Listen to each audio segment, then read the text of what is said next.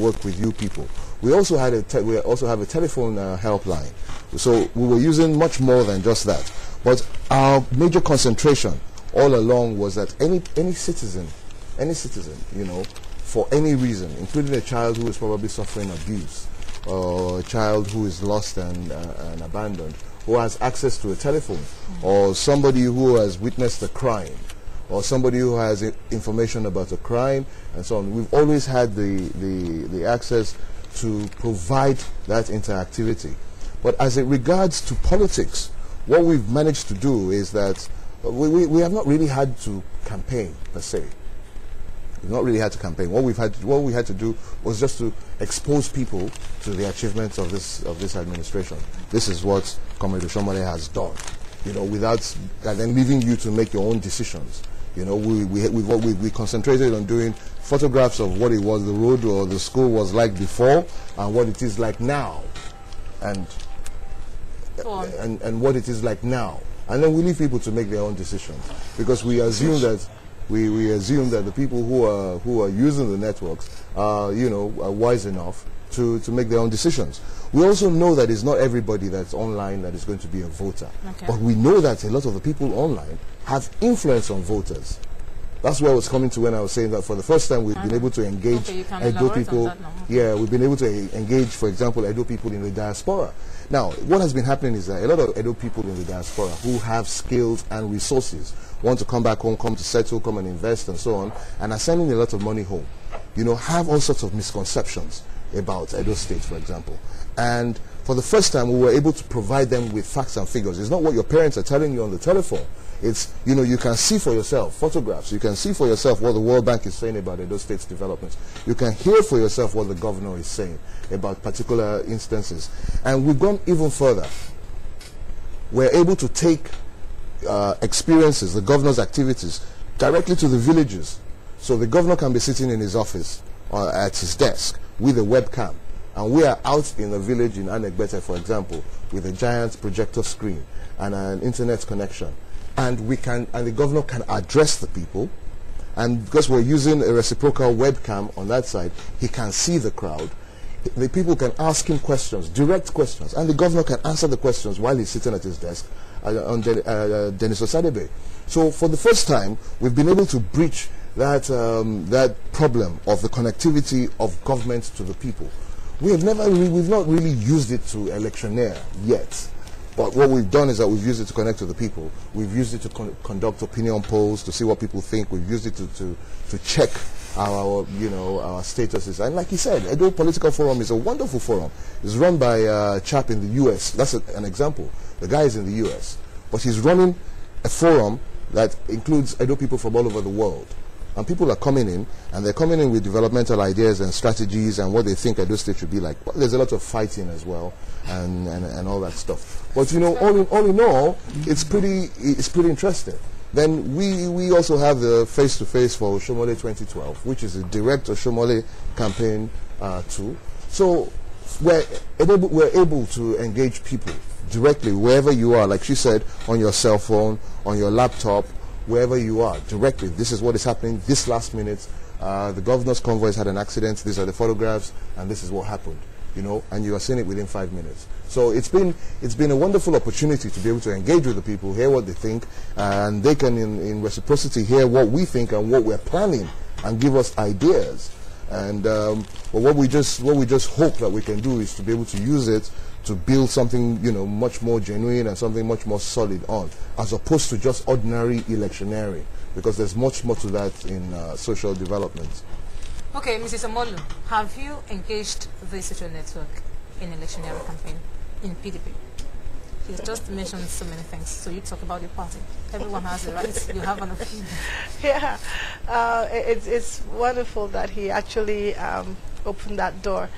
Because again, it's all sides use the same tool for elections, and we use it for campaigning. We also have information real time that we put out there on the opposition.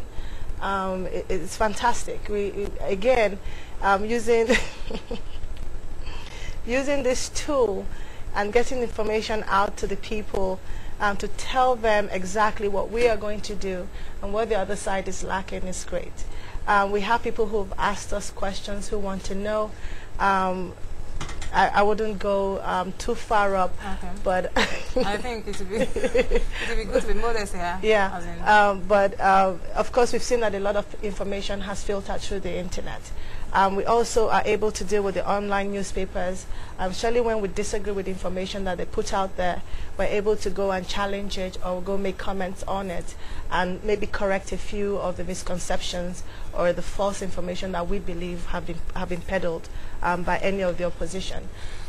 It's a fantastic tool because people get to ask us questions directly without again, like he said, we've cut across so many lines where distance no longer becomes a problem, resources on how to get to us no longer becomes a problem.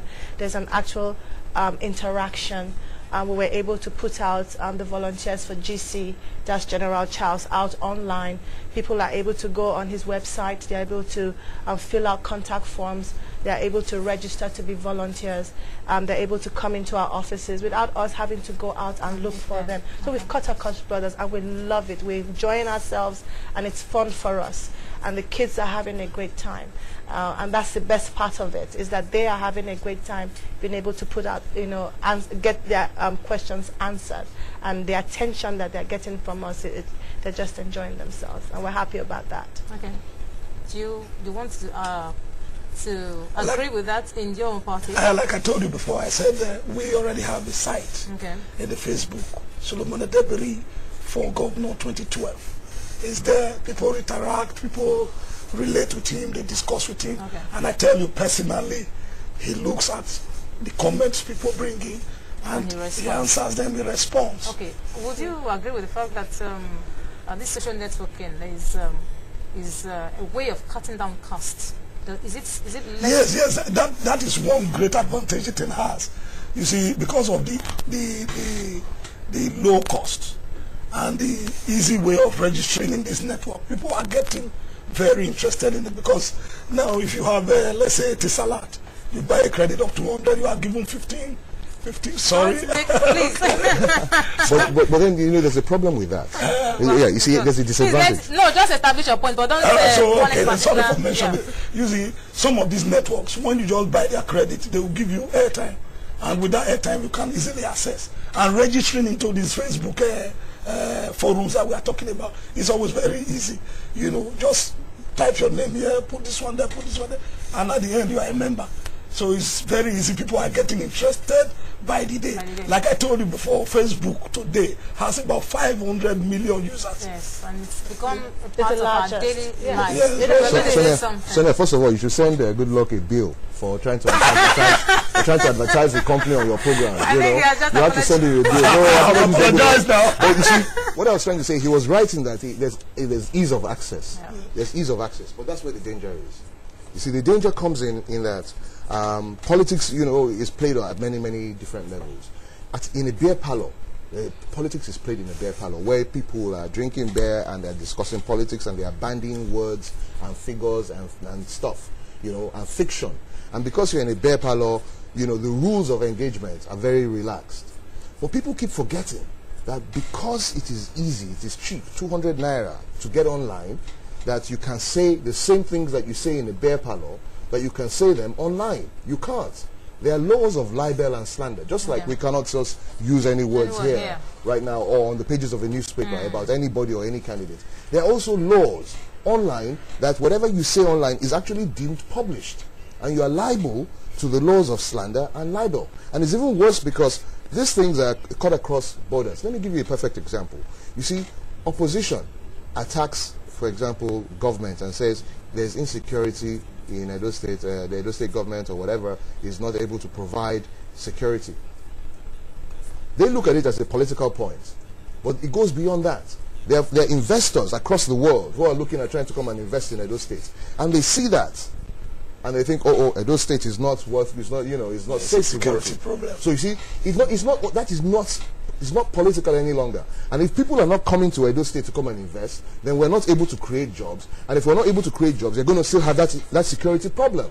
So you see, there are a lot of statements that we make online that we just type because maybe we're in a bad mood, we're hungry, or we're excited, and we follow the same rules of bare parlor politics engagement, which in reality is not right. Yeah, so I believe that, you know, over this period, because this is the first time that we've seen very robust engagement online, I believe that, you know, at the end of this electioneering period, we might see quite a number of lawsuits emerging from there. There was a perfect example recently of a Marine, a U.S. Marine, who made a comment about Obama online on Facebook. He disagreed about something, Obama's disengagement policy in Iraq or Afghanistan. He's a soldier in the American Army, and he made that comment on Facebook. And he got fired from the army. Why? Because Obama is his commander-in-chief. And for making that comment, it was in subordination to your commander-in-chief in public.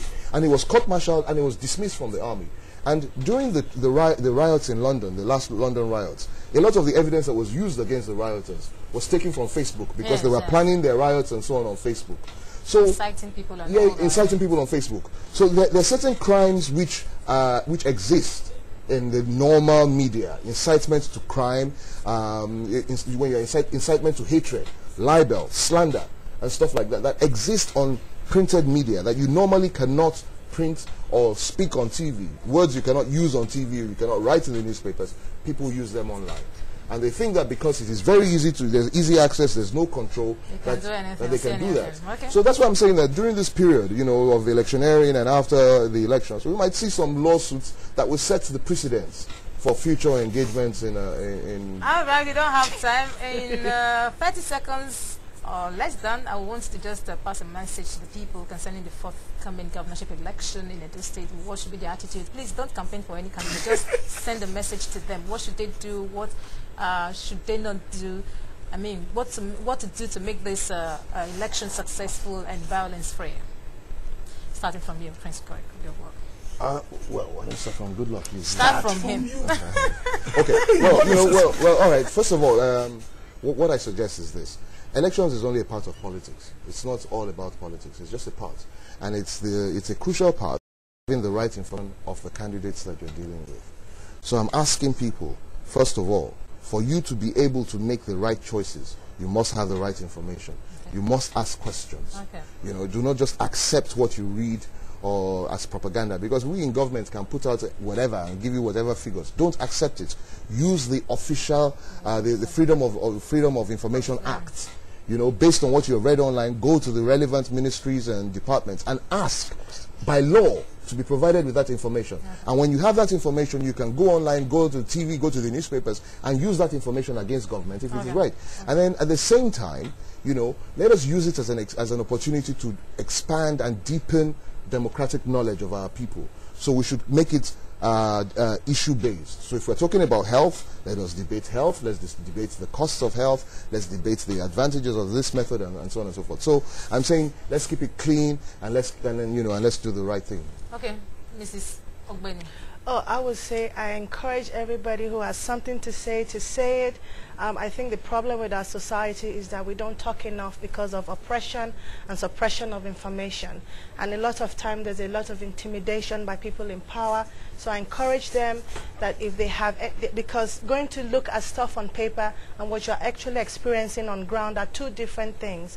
And see, what I love about Facebook is that, yes, people are able to express themselves and people are able to come out and say, this is what we are going through. And we're able to address those problems. So I want people to be free about it, that we're human beings. And for me, life is #1 before anything else. Okay. Yes, I want to say that in as much as there are so many beer parlor discussions on Facebook, like our man referred to it, that is the disadvantage area of the Facebook. There are so many advantages in the Facebook. So I will advise our youths, even those who can access the internet, to go to the internet. There are so many informations they can gather from there. Absolutely. They should use them, and it will enrich their knowledge, politically and otherwise. All right, thank you so much for making this segment very wonderful and interesting. We'll take a short break now, and we'll bring you the insurance segments with